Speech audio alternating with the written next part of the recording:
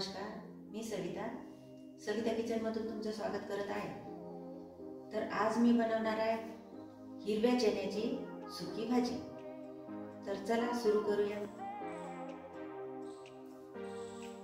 हे बघा, हे आपण हिरवे चणे घेतलेले आहे, एक मोठी वाटी। आणि आता या चण्याला बघा कसे छान मस्त हिरवेगार आहे, ताजे ताजे आहे। आणि या चण्याला आपल्याला आता मिक्सरमधून थोडं जाडसर काढून घ्यायचं आहे। आपण मिक्सरमधून जाड काढून घेतलेलं आहे। हे बघा, हिरवे चणे कसे आपण जाड काढून घेतलेले आहे। आता या बारीक केलेल्या चण्याला आपल्याला फोडणी द्यायचं आहे। तर हे बघा, मी इकडे गॅसवर भांडं ठेवलेलं आहे। आता यामध्ये सोडणार आहे मी तेल।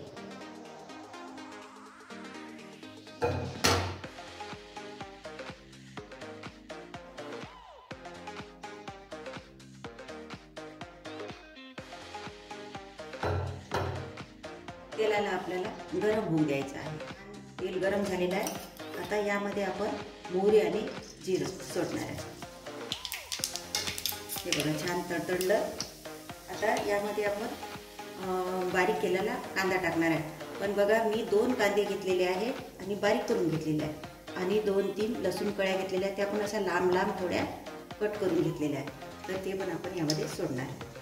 तर हे 2 कांद्याचे काप त्यामध्ये आपण सोडत आहे। आणि हे लसूण कळ्या सुद्धा याच्यामध्ये आपण सोडत आहे। आणि हे पानं आहे कढीपत्ता। हे कढीपत्ता पण सोबत होऊ द्यायचा आहे। छान लसूण आणि कांदा झालेला आहे। आता आपण गॅसचा पॉवर एकदम कमी करणार आहे। आणि आता यामध्ये टाकणार आहे आपण तिखट। पण तिखट आपल्या आवडीनुसार सोडा।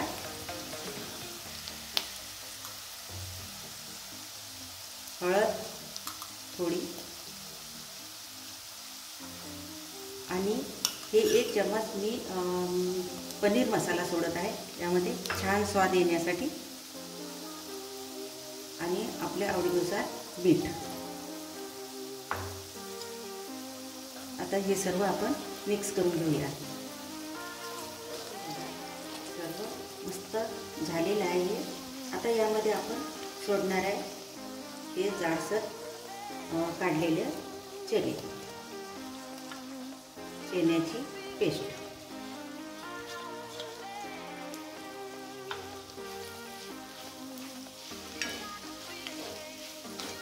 1 मिनिटात भाजी आता हे तयार होणार आहे। त्याला काही जास्त वेळ लागत नाही।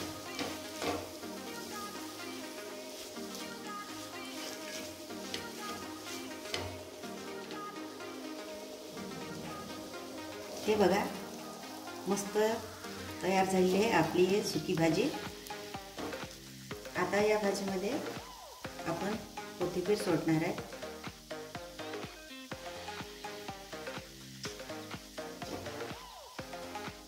आणि छान शिजली सुद्धा। ही सुकी भाजी आहे ना, आपण डब्यावर मुलांना देऊ शकतो आणि घरी सुद्धा आपण आवडीने खाऊ शकतो। आहे की नाही एकदम सोपी रेसिपी? तर तुम्ही नक्कीच घरी करून बघा। तर तुम्हाला हा व्हिडिओ कसा वाटला आम्हाला नक्कीच कमेंट करून सांगा। आणि व्हिडिओला लाईक करा, शेअर करा।